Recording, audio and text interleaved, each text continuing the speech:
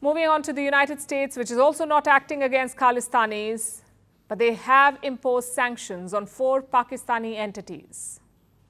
This includes a state-owned defense agency. And what are these sanctions for? Pakistan's long-range ballistic missile program. All sanctioned entities were associated with this missile program. The US wants to stop it, hence the sanctions, which makes you wonder, the US has been a key provider of weapons and military aid to Pakistan for years. Why do they have a problem with their missile program? The thing is, they don't. These sanctions have less to do with the ballistic missiles and more to do with China. Pakistan's deepening relationship with China. Washington does not like it, so it is applying pressure. They've done it before.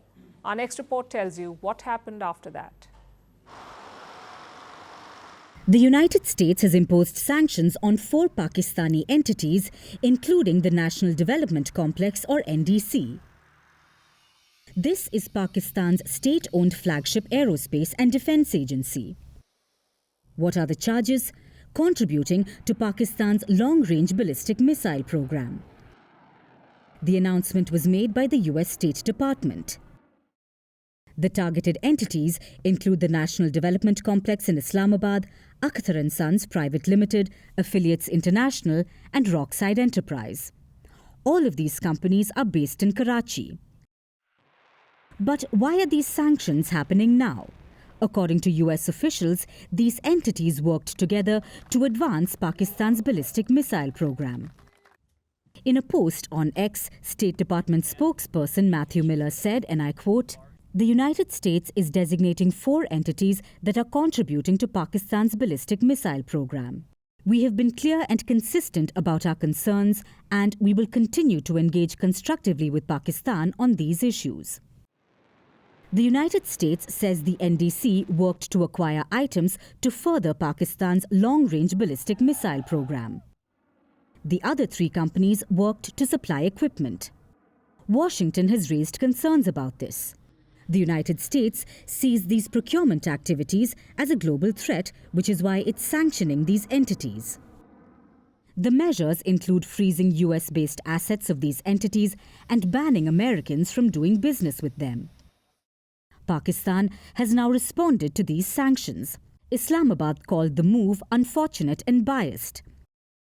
A statement from Pakistan's foreign ministry warned that these actions would harm regional stability and accentuate military asymmetries.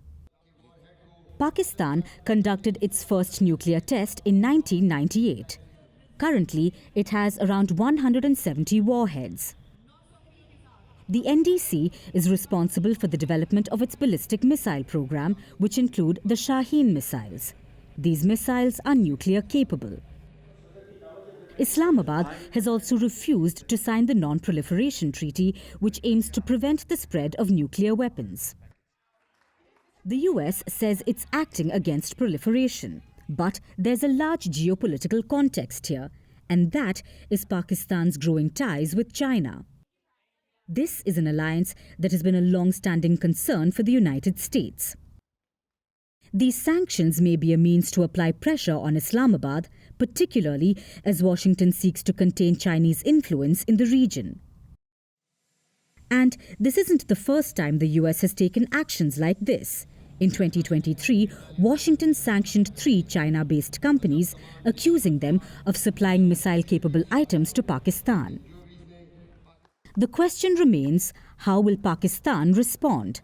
Will the sanctions slow down Islamabad's missile program, or will it be business as usual? Pakistan and the United States were once all-weather friends. In fact, Islamabad remains a major non-NATO ally. But as Pakistan chooses its big brother China over its old BFF, it looks like the US may not be taking it too well.